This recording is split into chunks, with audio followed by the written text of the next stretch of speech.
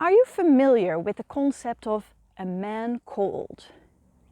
I am, because I suffer from them myself. You know this feeling when you wake up with an icy feeling in your throat?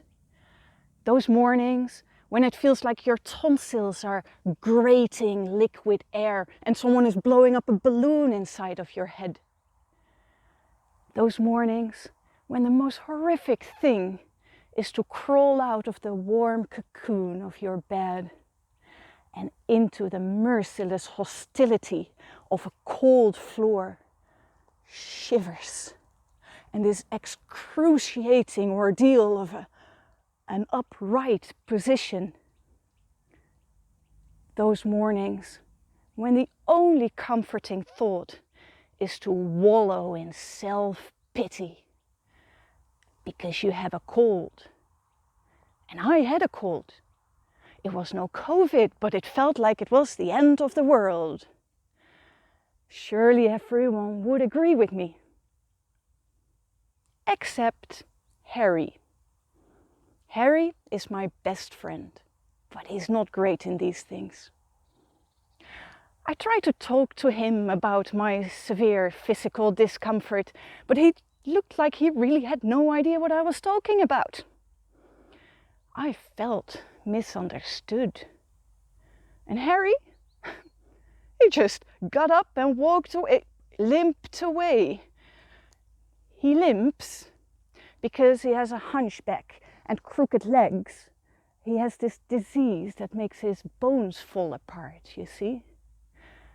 And what may not make things easier for him is that he had a toe amputated as well because of a malignant cancer.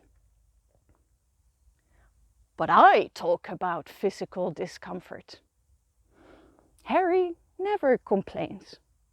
He has found creative ways of using his handicapped body. He even outruns his healthy big brother at the moment. But I look for pity, for a sniffy nose. Something else I try to talk to Harry about are my many, many worries.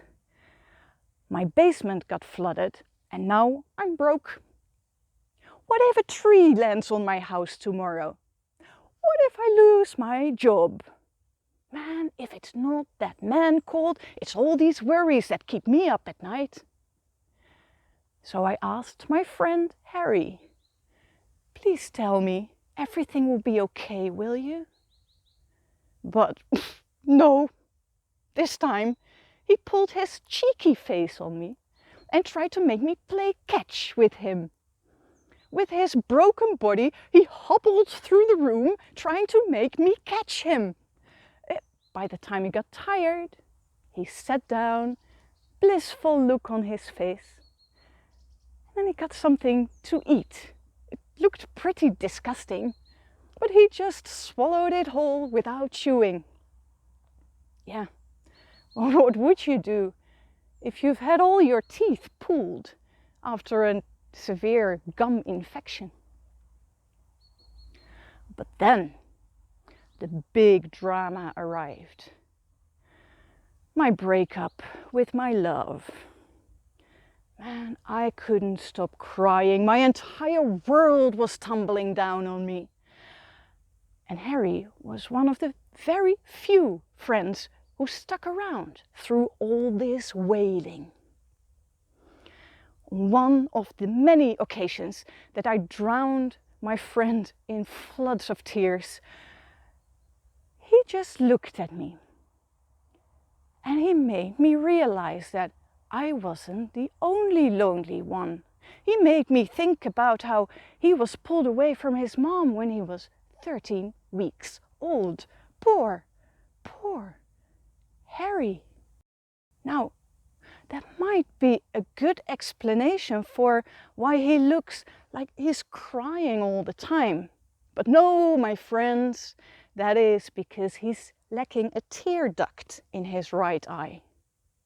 Because in actual fact, Harry has always been a master in moving on from misery and enjoying the small joys in life, even if it's just a squirrel crossing the garden, or using only his arms to climb all the way to the top of the cat tree.